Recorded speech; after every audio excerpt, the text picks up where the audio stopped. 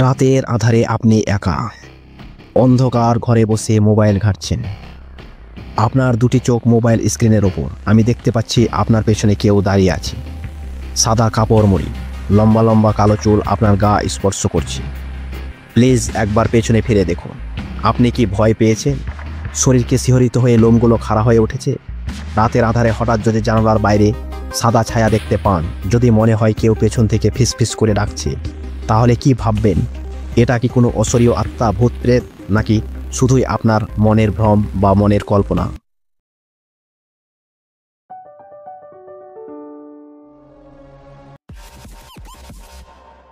নমস্কার, আমি তুষার, দার্শনিক জ্ঞান ও প্রকৃত সত্যের বিশ্লেষক। আবারও এক নতুন এপিসোড নিয়ে উপস্থিত হয়েছি আপনাদের কাছে।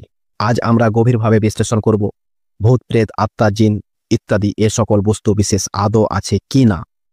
আজকের আলোচনা খুবই ইন্টারেস্টিং বা মজাদার হতে চলেছে। বিশ্লেষণ করার আগে আবারও বলবো, চ্যানেলটি সাবস্ক্রাইব করে সঙ্গে থাকুন এবং আপনার চিন্তা ও জ্ঞানকে গভীর থেকে গভীরে নিয়ে যেতে ভিডিওটি শেষ পর্যন্ত দেখুন।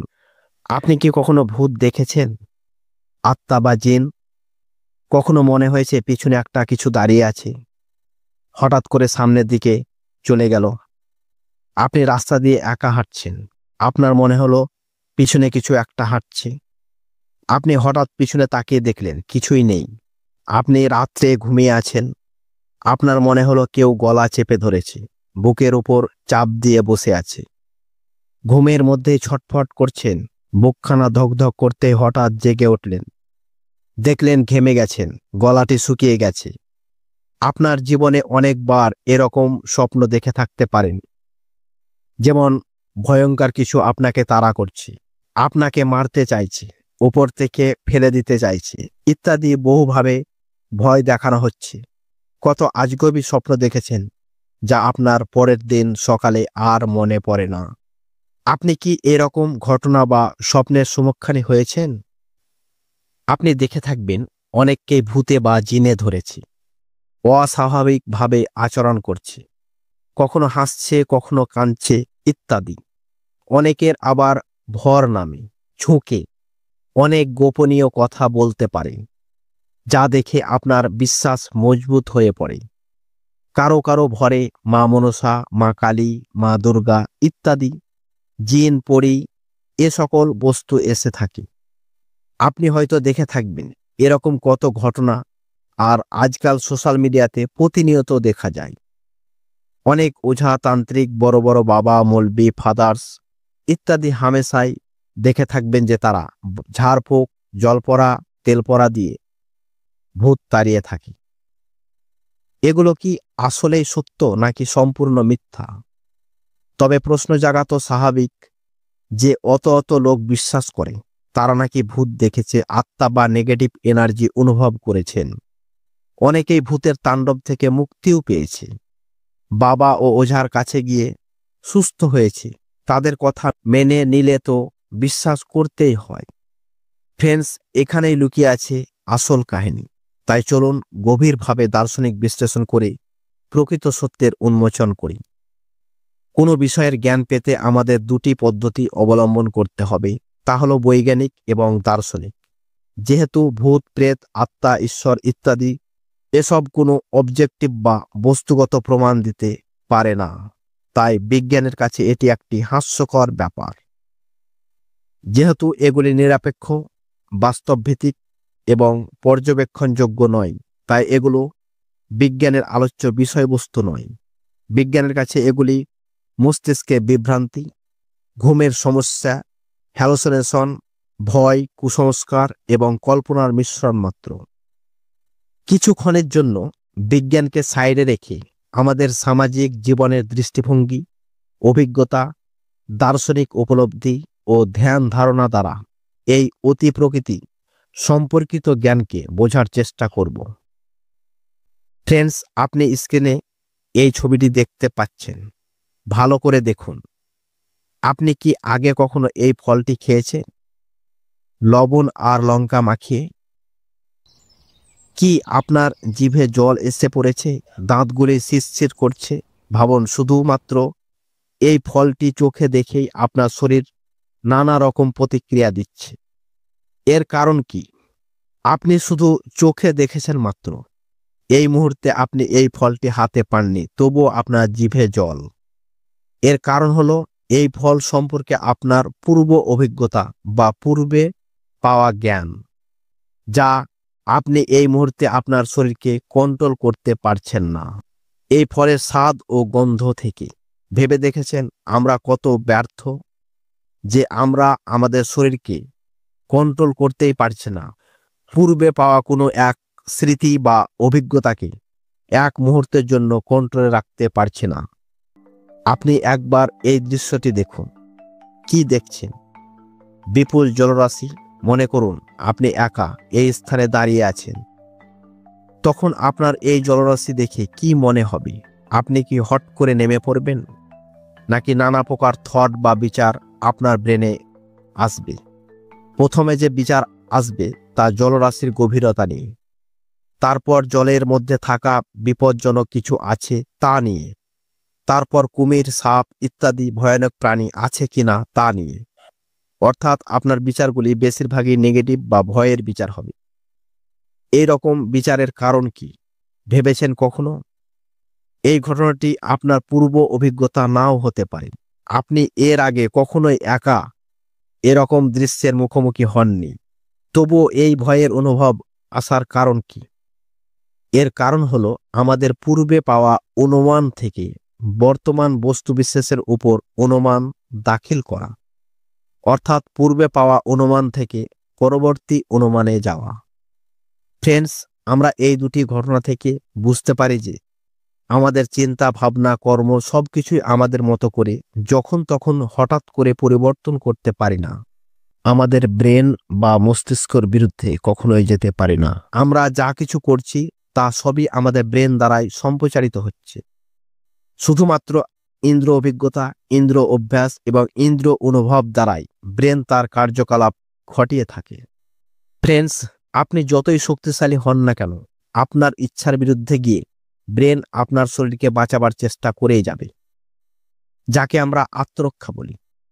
আপনি নিজের ইচ্ছায় আত্মহত্যা করলেও আপনার ব্রেন আপনাকে শেষ মুহূর্ত পর্যন্ত বাঁচাবার চেষ্টা করবে। আপনি একবারে সহজে আপনার দেহ কাটতে পারবেন না। আপনার ব্রেন আপনাকে বারবার আটকাবে। দেখবেন যারা গলায় ফাঁসি দিয়ে মারা যায়, তাদের ব্রেন তাদেরকে বাঁচার জন্য ছটফট করে থাকে। পা দুটি মাটি স্পর্শ করতে চায়, হাত দুটি ফাঁসির দড়ি ধরতে চায় এবং গলা, জিভ শক্ত হয়ে নিজেকে বাঁচাবার চেষ্টা করে থাকে। তবে দুঃখের বিষয় হলো এই আত্মরক্ষার চেষ্টাই তাকে মৃত্যুর দিকে তাড়াতাড়ি ঠেলে দেয়। ফ্রেন্ডস, জানতে অজান্তে ব্রেন আমাদের শরীরকে রক্ষা করে চলেছে, কখনো বহির্ভূত আঘাত থেকে, কখনো অন্তর্বর্তী আঘাত থেকে। পরিবেশের বস্তু বা ঘটনার বিপদ আপদ থেকে শরীরকে রক্ষা করার বা বাঁচার চেষ্টা করাই হলো বহির্ভূত আত্মরক্ষা। এবং অন্তর্বর্তী আত্মরক্ষা বা অন্তর্বর্তী আঘাত, অর্থাৎ ভাইরাস, ব্যাকটেরিয়া বা সংক্রমণ থেকে শরীরকে বাঁচার চেষ্টাই হলো অন্তর্বর্তী আত্মরক্ষা, যা আমাদের শরীর আমাদের অজান্তে রক্ষা করে চলেছে প্রতি মুহূর্তে। কেন ব্রেন আমাদের শরীরকে রক্ষা করে চলেছে? এর কারণ কি? এর কারণ হলো ভয়, পরিবর্তনের ভয়, মৃত্যুর ভয় এবং ধ্বংস হবার ভয়। এই ভয় কখনো কখনো আমাদের চিন্তা, কল্পনা এবং অভিজ্ঞতার ঊর্ধ্বে উঠে যেতে পারে। আমাদের অজান্তে ইন্দ্র অভিজ্ঞতার ঊর্ধ্বে উঠে আমাদের মস্তিষ্ক ভয় পেয়ে থাকতে পারে, যা বাস্তবে এক্সিস্টই করে না। আর এই অজানা ভয় থেকেই মস্তিষ্ক নানা প্রকার চরিত্র বা সাবজেক্ট বানাতে থাকে, আর তখন আমাদের থট বা বিচার বিভ্রান্তি হয়ে পড়ে। আমরা তখন বুঝতে পারি না কোনটি সত্য এবং কোনটি মিথ্যা। আর এই সবগুলির কারণই হলো আমাদের আত্মরক্ষার ভয়। আত্মরক্ষার ভয় আমাদের বিচার, যুক্তি ও জ্ঞানকে দুর্বল করে ফেলে। তখনই আমরা ভূত, প্রেত, ডাকনি, যুগনি এবং এমনকি ঈশ্বর নামক সত্তাকেও বিশ্বাস করতে বাধ্য হই। ফ্রেন্ডস, শান্ত ও নিরপেক্ষভাবে চিন্তা করলে আমরা বুঝতে পারব যে প্রকৃতপক্ষে ভূত, প্রেত, আত্মা, জিন এর মূলেই আছে পূর্ব অনাভিজ্ঞ অভিজ্ঞতা থেকে পাওয়া ভয়। যতক্ষণ না আমাদের বিচার পঞ্চ ইন্দ্র দ্বারা প্রত্যক্ষ জ্ঞানের মুখোমুখি হচ্ছে, ততক্ষণ আমাদের বিচার এই রকম আজগুবি কাহিনী বানাতেই থাকবে। ফ্রেন্ডস, আমাদের চিন্তা, কল্পনা এবং ভয়ই হলো প্রকৃত অর্থে ভূত বা প্রেত। এখন পর্যন্ত যারা ভূত বা প্রেত বা কোনো নেগেটিভ এনার্জি যেমন আত্মা, জিন ইত্যাদি সকল দেখেছেন বলে মনে করেন, তারা আসলে যা দেখেছেন তা হলো মনে হয়, হয়তো, কিন্তু পরান্ত, যা অনুমানমূলক কল্পনা, যা স্বপ্ন মাত্র। আসলে কেউই বাস্তবসম্মতভাবে বস্তুবিশেষের রূপে কখনোই দেখেননি। আর যদি কেউ বস্তু বিশেষ রূপে দেখে থাকে বলে বিশ্বাস করে, তাহলে জানবেন যে তিনি হয় মিথ্যা বলছেন, না হয় মানসিক প্রবলেমে ভুগছেন। ফ্রেন্ডস, আপনাকে আমি জিজ্ঞাসা করছি, আপনি কি কখনো দেখেছেন? আপনার উত্তর হবে, মনে হয়েছে 1-2 বার দেখেছি, কিছু একটা দেখেছি বলে মনে হয়, তবে ভালোভাবে দেখতে পাইনি। কিন্তু আমাদের বাড়ির কাজের মেয়েটি, সে বলছিল নাকি সে দেখেছে। পাশের বাড়ির কাকিমা বলছিল সে নাকি কিসের আওয়াজ বা ভূতের মধ্যে কথা বলতে শুনেছে, ইত্যাদি। আপনি দ্বিতীয় কারো উদাহরণ দিতে থাকবেন। এইভাবে চলতে থাকবে, ব্যক্তি থেকে ব্যক্তির দোহাই দেওয়া। কখনো কেউ কোনোদিন যথেষ্ট প্রমাণ দিতে পারেনি, শুধুমাত্র অন্ধবিশ্বাস এর ওপর ভর করে ব্যক্তিগত অভিজ্ঞতার কথা বলেছেন মাত্র। ফ্রেন্ডস, আপনি কি কখনো ভেবে দেখেছেন ভূত, প্রেত, জিন ইত্যাদি সবকিছু শুধুমাত্র মানুষের মধ্যে সীমাবদ্ধ কেন? অন্য জীব, জন্তু, পশু পাখি এদের মধ্যে নয় কেন? কারণ ভূত, জিন, প্রেতাত্মা বা অন্যান্য অতিপ্রাকৃতিক সত্তার ধারণা মূলত মানুষের কল্পনা, সংস্কৃতি ও বিশ্বাসের উপর ভিত্তি করে তৈরি। এই ধারণাগুলি সাধারণ মানুষের মনের ভয়, অজানা জগতের প্রতি কৌতূহল বশত ফল। মানুষের মধ্যে আত্মপরিচয়ের একটি গভীর ধারণা রয়েছে। আমরা জীবন ও মৃত্যুর পার্থক্য বুঝতে পারি। অন্যদিকে পশু পাখি কিংবা অন্য বস্তু বিশেষের মধ্যে এই ধরনের চিন্তা ভাবনার ক্ষমতা নেই। ফলে আত্মা বা পূর্ণজন্মের ধারণা এবং ভূত, প্রেত ইত্যাদি ধারণা কেবল মানুষের মধ্যেই গুরুত্ব পায়। পৃথিবীর প্রায় সব ধর্মে আত্মা, মৃত্যু, পরবর্তী জীবন এবং অতি প্রকৃতি অস্তিত্বের ধারণা পাওয়া যায়।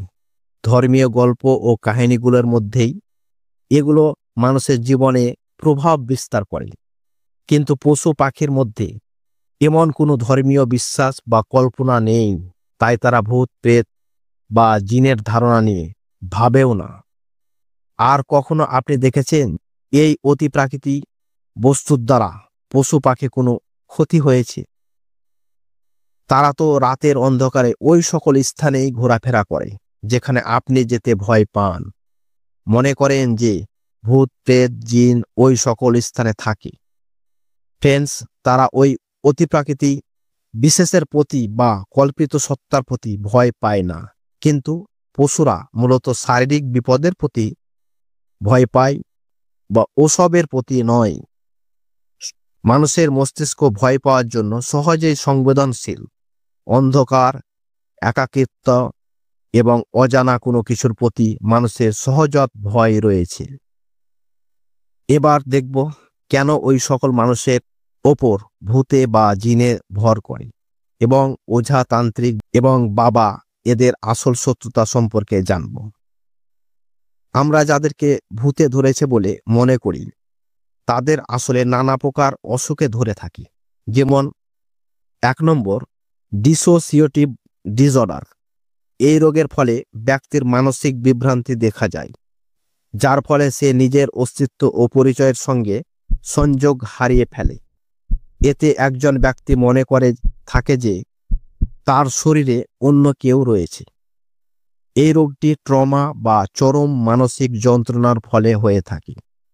এই রোগের ফলে ব্যক্তির মানসিক অবস্থার এমন পরিবর্তন হয় যে সে নিজের পরিচয় ভুলে যেতে পারে এবং অন্যরকম আচরণ করতে পারে। 2 নম্বর, সিজোফ্রেনিয়া। এই রোগটি একটি মারাত্মক মানসিক রোগ। হ্যালুসিনেশন, ভয়ঙ্কর ভয় এবং বিভ্রান্তি এবং ভ্রান্ত ধারণা সৃষ্টি হয়। এই রোগের ফলে রোগী কল্পনাতীত জিনিস দেখতে, শুনতে বা অনুভব করতে পারেন যা বাস্তবে নেই। 3 নম্বর, স্লিপ প্যারালাইসিস। এটি নিউরোলজিক্যাল সমস্যা, যেখানে মানুষ ঘুম থেকে ওঠার সময় শরীর অচল হয়ে পড়ে এবং দুঃস্বপ্নের মতো অনুভূতি পায়। রোগী মনে করতে পারে না যে কেউ তাকে চেপে ধরেছে বা তার গলা টিপে ধরেছে। অনেক সময় কালো ছায়া ও ভূতের অস্তিত্ব অনুভব হয়, যা আসলে মস্তিষ্কে বিভ্রম। এটি অনিদ্রা, অতিরিক্ত স্ট্রেস এবং অনিয়মিত জীবনযাত্রার কারণে হয়ে থাকে। 4 নম্বর, হিস্টেরিয়া। হিস্টেরিয়া এমন একটি মানসিক অবস্থা যেখানে ব্যক্তি অস্বাভাবিক আচরণ করেন এবং শারীরিক উপসর্গ প্রকাশ করেন যা কোনো শারীরিক রোগের সঙ্গে সম্পর্কিত নয়, যেমন আচমকা অজ্ঞান হয়ে যাওয়া, অদ্ভুতভাবে কথা বলা, কাঁদা বা হাসার মতো আচরণ করে থাকে, যা সমাজে ভূতে ধরা বলে ব্যাখ্যা করেন। এই রোগটি সাধারণত মানসিক আঘাত ও সামাজিক সংস্কৃতির প্রভাবের ফলে ঘটে থাকে। 5 নম্বর, টেম্পোরাল লোব অ্যাপোলোপসি। এটি মস্তিষ্কের টেম্পোরাল লোবের অস্বাভাবিক কার্যকলাপের কারণে ঘটে, যা ব্যক্তির অনুভূতি ও আচরণকে প্রভাবিত করে। এই রোগে রোগী অন্য জগতের কিছু দেখেছেন বা অনুভব করেছেন বলে মনে করেন। 6 নম্বর, বাইপোলার ডিসঅর্ডার। এই মানসিক রোগে ব্যক্তি চরম আবেগপ্রবণ হয়ে ওঠে এবং মানসিকভাবে চূড়ান্ত হতাশা ও উদ্দীপনার সঙ্গে থাকে। মনে করেন তার বিশেষ অলৌকিক শক্তি বা ক্ষমতা পেয়েছেন ইত্যাদি। 7 নম্বর, পার্কিনসন্স ডিজিজ ও ডিমোনোসিয়া। এই রোগের কারণে হ্যালোসিনেশন দেখা দিতে পারে, বাস্তব জগতের বাইরে কিছু দেখেছে বা শুনেছে বলে মনে করেন। তাহলে আমরা জানতে পারলাম যে যাদেরকে ভূতে পেতে বা জিনে ধরেছে বলে মনে করেন, তারা আসলে এই রোগগুলির কোনো একটিতে আক্রান্ত হয়েছে। তারা আসলেই একজন রোগী। ফ্রেন্ডস, এবার আমরা দেখব ওঝা বা তান্ত্রিক এবং বাবা এদের কাছ থেকে কিভাবে এই ভূতে ধরা রোগীগুলি সুস্থ হয়। ওঝা, তান্ত্রিক এবং বাবা ও ইত্যাদি সব লোকগুলি ভীষণ বুদ্ধিমান, চালাক এবং চতুর হয়ে থাকে। তারা আসলে সব জানে যে এগুলি মিথ্যা, অন্ধবিশ্বাস এবং ভ্রান্ত, কিন্তু টাকার লোভে, মান সম্মানের লোভে এবং আধিপত্য বিস্তার লাভের লোভে সাধারণ মানুষকে বোকা বানিয়ে থাকে। এরা যা করে তা সবই এক ধরনের নাটক বা অভিনয় ছাড়া কিছু নয়। যাই হোক, তবে এদের কাছে ওই সকল রোগী সুস্থ হবার কারণগুলি হল: 1 নম্বর, প্লেসবা ইফেক্ট। এটি হলো একটি মানসিক প্রভাব যেখানে রোগী বিশ্বাসের কারণে সুস্থ হতে শুরু করে, যদিও প্রকৃতপক্ষে কোনো কার্যকর ওষুধ বা চিকিৎসা দেওয়া হয়নি। যখন কোনো ব্যক্তি বিশ্বাস করেন যে ওঝা বা তান্ত্রিকের দ্বারা সে ভালো হয়ে যাবে, তখন তার মস্তিষ্ক ইতিবাচক প্রতিক্রিয়া দেখতে শুরু করে। মস্তিষ্ক থেকে এন্ডোরফিন ও ডোপামিন জাতীয় নিউরোকেমিক্যাল নিঃসৃত হয়, যা মানসিক প্রশান্তি এনে দেয় এবং রোগের উপসর্গ কমে দিতে পারে। 2 নম্বর, হিপনোটিক ট্রান্স এবং সুগেশনের প্রভাব। ওঝা বা তান্ত্রিকরা সাধারণত কিছু বিশেষ মন্ত্র, ধূপ, ধোনা এবং নাটকীয় ভঙ্গিমা করে রোগী মানসিকভাবে একটি ট্রান্স স্টেটে চলে যেতে পারে, যা এক ধরনের হিপনোসিস। রোগী যখন ট্রান্স বা সম্মোহিত অবস্থায় চলে যায়, তখন মস্তিষ্কের সচেতন অংশ কম সক্রিয় হয়ে যায় এবং অবচেতন অংশ সক্রিয় হয়। এই অবস্থায় তারা ওঝা বা তান্ত্রিকের নির্দেশে প্রভাবিত হতে পারে, যা তা থেকে সুস্থতা এনে দিতে পারে। 3 নম্বর, সামাজিক ও সাংস্কৃতিক বিশ্বাসের প্রভাব। অনেক মানুষ ছোটবেলা থেকেই শিখে আসে যে ভূতের হাত থেকে রক্ষা পেতে তান্ত্রিক বা ওঝার কাছে যেতে হবে। তৎপর তাদের মস্তিষ্ক সামাজিক বিশ্বাসের কারণে মানসিক প্রশস্তি নিয়ে নেয় যে তারা সুস্থ হয়ে যাবেন। 4 নম্বর, ক্যাথারেসিস বা মানসিক ভারমুক্তির প্রভাব। অনেক রোগী অতিরিক্ত মানসিক চাপ বা দুঃখ কষ্টের কারণে বিচ্ছিন্ন আচরণ করেন। তখন ওঝা বা তান্ত্রিকরা রোগীদের সামনে উচ্চস্বরে মন্ত্রপাঠ করেন, রোগীকে গায়ে জল ভরা বা তাবিজ ছেটানো ইত্যাদি রোগীকে চিৎকার করতে বা কাঁদতে বলেন। এর ফলে রোগী তাদের সংযত আবেগ প্রকাশের সুযোগ পায়, যা এক ধরনের মানসিক ভার মুক্তির প্রভাব সৃষ্টি করে। রোগীর অবচেতন মন মনে করেন যে তার থেকে ভূত বেরিয়ে গেছে এবং সে স্বাভাবিক আচরণ করতে শুরু করে। 5 নম্বর, ধর্মীয় ও আধ্যাত্মিক প্রভাব। ধর্মীয় বিশ্বাস মানুষের মানসিক সুস্থতার উপর গভীরভাবে প্রভাব ফেলে। রোগী মনে করেন যে ঈশ্বর বা অলৌকিক শক্তি তাকে সুস্থ করে তুলেছেন। 6 নম্বর হলো সাইকোসোমেটিক ডিসঅর্ডার। অনেক মানসিক রোগী সাইকোসোমেটিক প্রকৃতির হয়, অর্থাৎ রোগীর মানসিক অবস্থা তার শারীরিক অবস্থার উপর প্রভাব ফেলে। যদি রোগী বিশ্বাস করেন যে ভূতের আছর লেগেছে এবং ওঝা তা দূর করতে পারবে, তাহলে তার মানসিক চাপ কমে যায় এবং সে সুস্থতা হতে পারে। অতএব আমরা এর থেকে বুঝতে পারলাম যে ওঝা বা তান্ত্রিকের কাছে গিয়ে রোগীরা সুস্থ হয়ে যাওয়ার পেছনে আসলে কারণ হলো মানসিক বিশ্বাস, প্লাজমা ইফেক্ট, সম্মোহিত হিপনোটিস, সামাজিক প্রভাব এবং আবেগ প্রকাশের সুযোগ ইত্যাদি। তবে ফ্রেন্ডস, গুরুতর মানসিক বা নিউরোলজিক্যাল রোগের ক্ষেত্রে এটি কোনো দীর্ঘস্থায়ী সমাধান নয়। প্রকৃতভাবে আরোগ্যের জন্য মনোবিদ, সাইকোলজি এবং স্নায়ু বিশেষজ্ঞ নিউরোলজি এবং প্রয়োজনীয় ওষুধ ও থেরাপির সাহায্য নেওয়া একান্ত উচিত। তাই ফ্রেন্ডস, এ সমস্ত আলোচনা করে বুঝতে পারলাম যে আমাদের ভূত, প্রেত, ডাকনি, যুগনি এবং জিন ইত্যাদি অতি প্রাকৃতিক বলে বাস্তবে কিছু নেই। সবই আমাদের মনের ভ্রম বা কল্পনা মাত্র, যা সব কিছুর মূলে আমাদের ভয় এবং আমাদের রোগাগ্রস্ত মস্তিষ্ক। আর এই ভয় এর জন্ম হয় আমাদের আত্মরক্ষার জন্য, সমাজ জীবনের অন্ধবিশ্বাস এবং কুসংস্কারের জন্য। ফ্রেন্ডস, আমাদের অজ্ঞানতা ও মূর্খতাই হলো প্রকৃত অন্ধকার, আর এই অন্ধকারই হলো আসল ভয়ের কারণ। অতএব ভূত, প্রেত, মূর্খ ও অজ্ঞান ব্যক্তির মধ্যে সীমাবদ্ধ থাকে, বুদ্ধিমান ব্যক্তির মধ্যে কখনোই এগুলি আসে না বলে আমি মনে করি। আপনার কি মনে হয় তা কমেন্টে জানাবেন প্লিজ। এবং আপনার জানা যদি কোনো ভূত থেকে থাকে তবে আমার কাছে পাঠিয়ে দিবেন, আমি তাকে উচিত শিক্ষা দিয়ে শিক্ষিত করে তুলব। ভিডিওটি বড় হয়ে যাবে, তাই আরও অনেক বলার ছিল। যাই হোক ফ্রেন্ডস, ভিডিওটি ভালো লেগে থাকলে লাইক, শেয়ার এবং সাবস্ক্রাইব করে পাশে থাকবেন। ভালো থাকুন, সুস্থ থাকুন, ধন্যবাদ।